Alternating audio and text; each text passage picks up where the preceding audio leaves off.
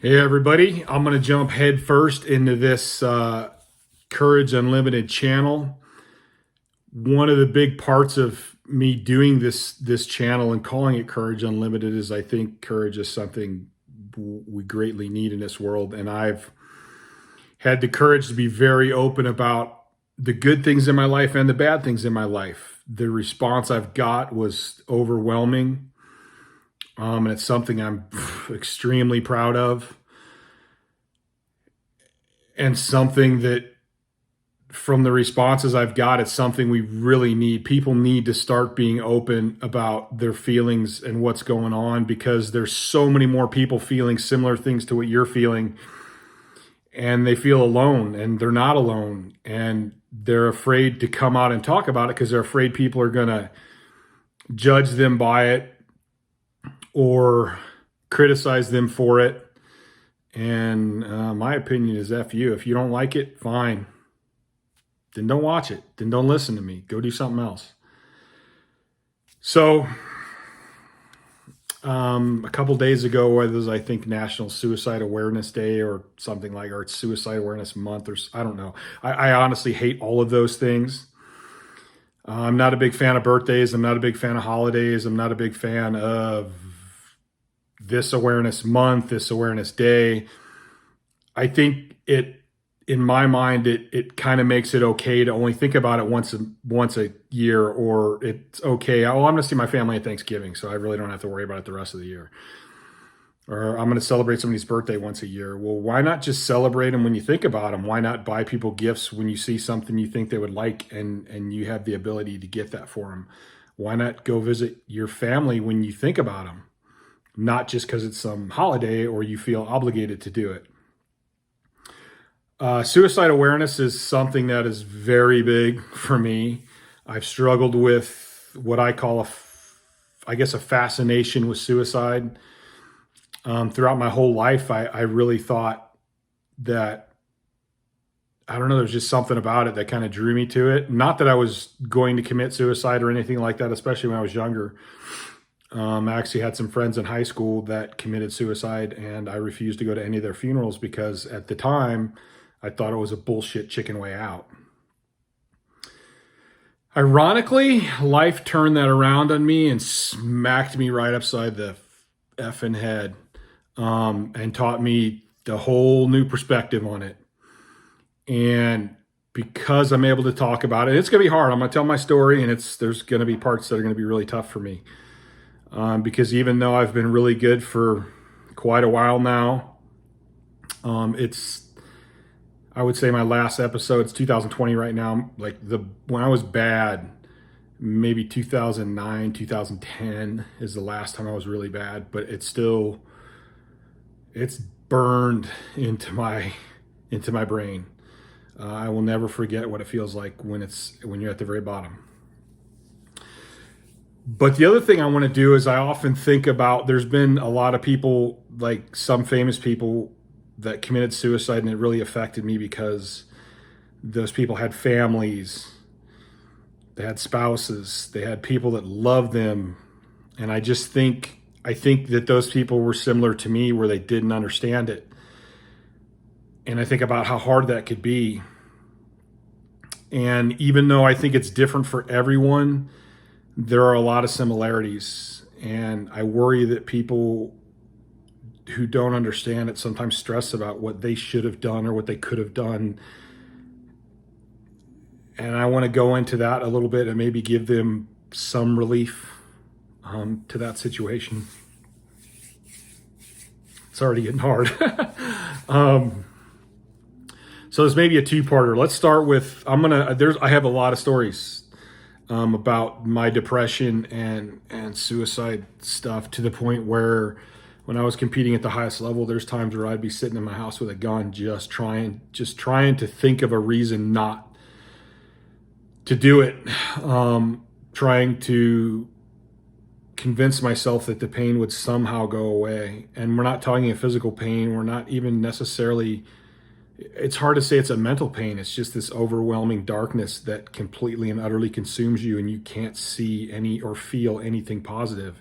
The only feelings you have are negative and hurtful and painful, and you see things that you know are good,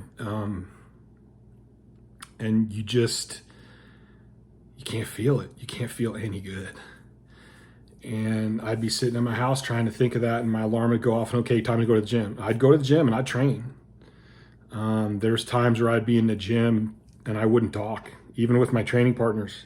I'd shake my head yes or shake my head no. I was afraid if I opened my mouth, I'd bust out in tears.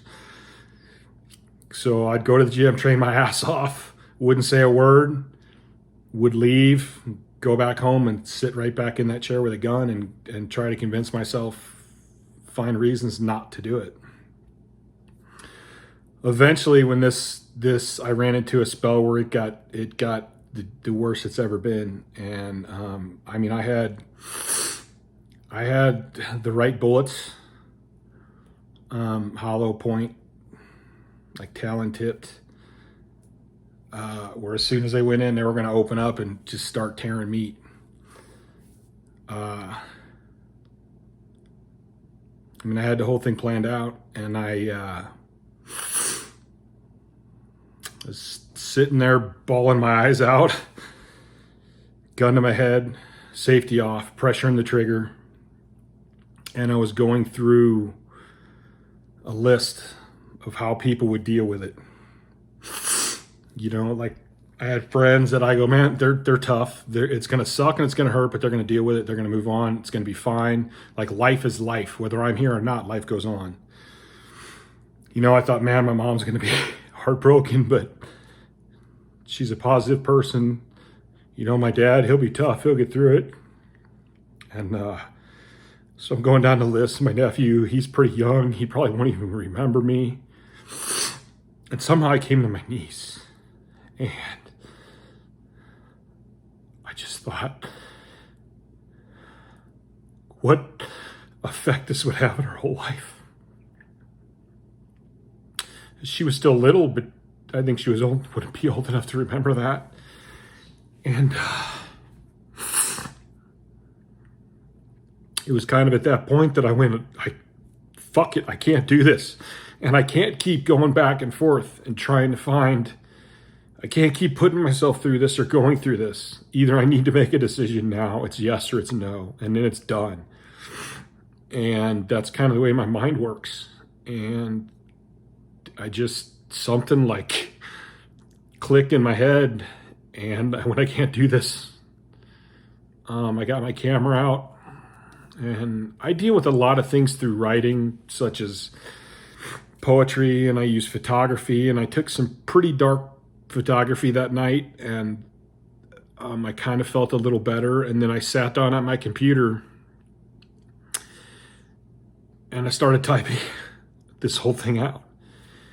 And when I was done, I sat there and just stared at the screen, because I actually wrote it on my training log, and I just stared at it for hours. And finally I just went, F this, enter, and I went to bed.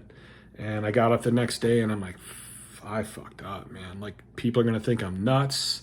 I'm going to lose all my sponsors. Like, any fan I had is going to be like, get this crazy fuck away from me. And the response was actually unbelievable. I had sponsors that called me and were actually, I mean, you look at the phone and you go, oh, fuck. Okay, I lost them. You know, nut up. You posted it. You're feeling it. Own it. Own the responsibilities of it. And you talk to them, and they're impressed that I did it. And you know, the responses through messages and emails, like, I don't think I really got. I mean, there may have been one or two bad ones on social media, but I didn't really pay attention. I had so many good ones. People thanking me for it, people telling me what they had gone through, what they were going through. That was a good feeling. but it was tough. It was tough to do. And that kind of was a major shift for me in the concept that I do have some control over this. And I need to find better ways to deal with this and not let it get to this point. There was one other thing after I posted that I didn't realize till a day or two afterwards. And I thought, oh, holy shit, my mom's going to read this. My mom's awesome. I've pretty much always told her the vast majority of things, but I had never went into like that depth of it. And so that was not a good realization. But I think in the end it was good, because then she kind of knew like what I was dealing with. And a lot of people, they don't really understand. And so when you have a loved one that's going through this and they're afraid to talk about it and they're afraid to be open about it because they don't think you'll understand, they shut down. And in the end, that just makes it all worse. You'd be better off trying to explain it. And even if they can't handle it, it would probably be better off than trying to go without talking about it. I think that only makes it worse. This is like I said, though, this is not everybody's case is exactly the same. Not everybody gets to that point with the same reasons or the same thought processes. For me, it's just this, I mean, like I said, I can't say it's physical pain. I mean, you're beat up. By that point, you're physically tired and exhausted and sore, and mentally you're definitely having some horrible feelings. But the pain it's not that, it's something else. It's overwhelming negativity, and you can't feel or see anything positive, like I said. And there's times where I would be sitting there with the gun to my head or sitting in my lap staring at it, and I would almost have kind of an out-of-body experience where I would see myself. I would be like, it was like I was floating above myself, and I'd see myself, and I'm screaming down at myself like, what the fuck are you doing, man? Like, this isn't you. You don't feel like this. Like, you're a positive person. What the hell is going on? Like, fight this. But it's hard. You can't. I mean, you try the best you can, but sometimes, some days, it's just completely and utterly overwhelming. And you get to the point where all you think is, I want this to stop, man. I just want this to stop. And the only way I know to make all this stop is to end the game. Just stop it all, and then it's done. And that's not a good feeling. And you deal with that, and you're like, and I have an overdeveloped sense of responsibility. So I would go to work. I'd go to the gym. I'd pay my bills. I would do everything I had to do, and then I'd go home and be in that same place every day for months at a time. And you try, and you go to work, and you try to be somewhat cheerful, or you try to be somewhat happy, and you try not to let others into what's going on. For me, it wasn't that I was embarrassed by it. It's just like, dude, I don't want to bring everybody. I don't want anyone else to feel like this. I don't want to feel like this. And that's almost, hiding it is almost more exhausting than just going, yeah, I feel like shit. I think I might kill myself. So fuck off and leave me alone.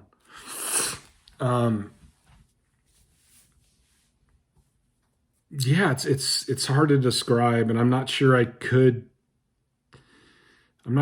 understand. If someone was telling me what I'm telling you right now, I'm not sure I could fully understand it. It wasn't until I went through it, because it doesn't make any sense. People go, oh, you just got to be happy. You just got to make yourself be happy. You got to just get up, and it doesn't work like that. The one thing I can say is for somehow there is this tiny spark somewhere deep inside of me, and no matter how bad it's gotten, that's never went out yet. I don't know that it ever will. It's proven to me it's pretty goddamn strong. And I had a discussion with a good friend of mine at the gym one time, and we were talking about suicide and talking about the choice. And I said, it's not a choice. Like, most people don't have a choice. It's just how they feel, and it overwhelms them, and they end up doing it. And he goes, no, you did have a choice. And I was telling him my story, and he's like, see, you had a choice. And I go, no, I had something. I had the thought of my niece. And he goes, yes, it was the thought of your niece, but you still made the choice. And I actually argued with him for a while because I didn't get it at first. And then after a while, I kind of went, yeah, you know what, you're right. Like, I did in the end, I did have a choice. But I'm fortunate that I had those thoughts to kind of help guide me to where I needed to go. Not everybody has that, or not everybody sees it the right way.